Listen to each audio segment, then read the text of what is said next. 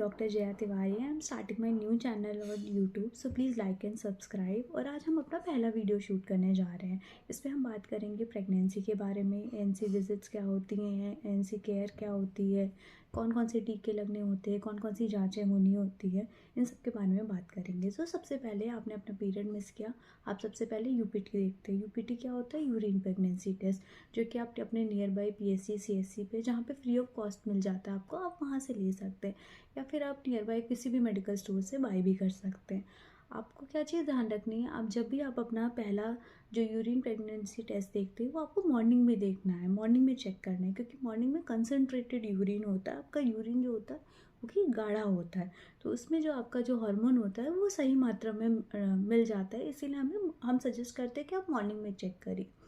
सो आपने चेक किया, उसमें 2 आपको पिंक लाइंस मिलनी चाहिए, वो मिली। Congratulations, you are pregnant. अब क्या करना है?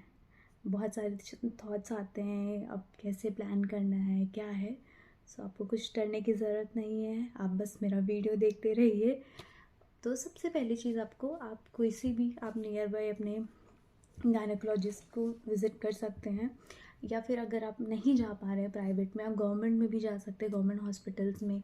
या आप वो भी नहीं कर पा रहे हैं तो आप पता करिए, आपके नियर बाई में आशा और एएनएम्स होती हैं, उनसे आप रजिस्ट्रेशन एटलीस्ट अपना करवा लीजिए।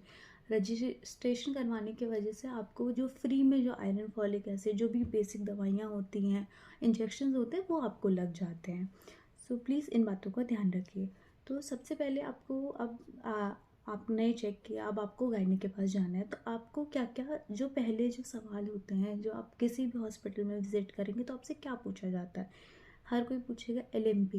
LMP मतलब लास्ट मेंस्ट्रुअल पीरियड, आपका आखिरी महीना कब आया था, तो वो आपको ज़रूर पता होना चाहिए, क्योंकि उससे आपका बच्चे का ग्रोथ होता है उसको हम मॉनिटर कर सकते हैं। जो भी हम अल्ट्रासाउंड्स करते हैं वो हम आपके LMP के हिसाब से ही देखते हैं कि हाँ, आपका इस डेट को आया था, तो आप इतने महीने इतने हफ्ते की प्रेग्नेंट है। प्रेगनेंसी हमेशा हफ्तों में काउंट की जाती है। सो आपको ये ज़रूर है, आपको पता होना ही चाहिए।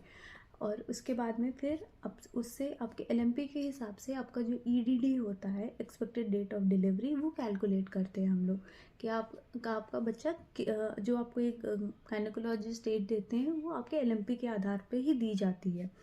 उसके बाद में कौन कौन सी जांचें हैं जो आपको करवानी है, तुरंत करवानी ज़रूरी होती हैं।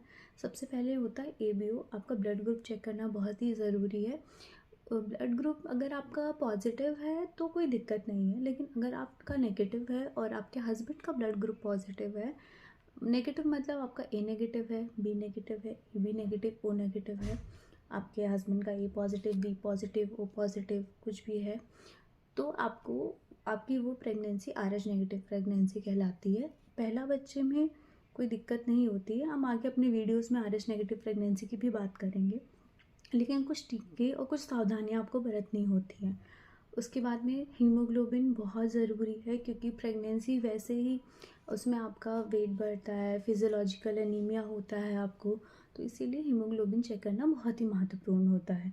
बाद में डिलीवरी के टाइम पे ब्लीडिंग भी हो जाती है, तो पेशेंट को फिर और समस्याएं ना हो, हाई रिस्क प्रेगनेंसी में ना जाए, इसीलिए हीमोग्लोबिन तो अगर किसी गवर्नमेंट या प्राइवेट हॉस्पिटल्स में नहीं करवा पा रहे हैं तो आप अपनी आशा या एनएम को भी बोल सकते हैं, किसी भी रेफरल जो सेंटर्स हैं वहाँ पे एटलीस्ट आपका हीमोग्लोबिन तो जांच हो जाएगा, और उसके अकॉर्डिंग आपको आयरन फॉलिक एसिड की जो टैबलेट्स या इंजेक्शंस हैं वो मिल जाएंगे। उसके बाद में आपका सबसे इम्पॉर्टेंट चीज़ है आपका BP। वो तो पहले दिन से, जब से आप प्रेग्नेंट हुई, आपका BP नपवाना बहुत ज़रूरी होता है। अगर आप पहले से हाइपरटेंसिव हैं, आपकी कोई दवाइयाँ चल रही हैं, तो फिर अलग मैनेजमेंट होता है। अगर नहीं है, आपको बाद में 20 हफ्ते के बाद में आपका BP बढ़ रहा है, तो उसकी अलग अलग दवाइयाँ होती हैं।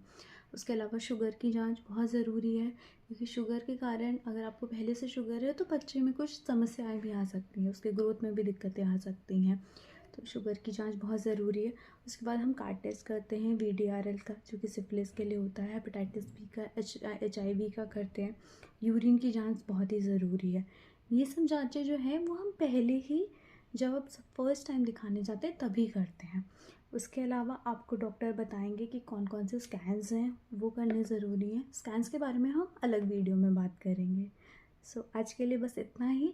प्लीज़ आप नेक्स्ट वीडियो के लिए लाइक और सब्सक्राइब करिए और वेट करिए।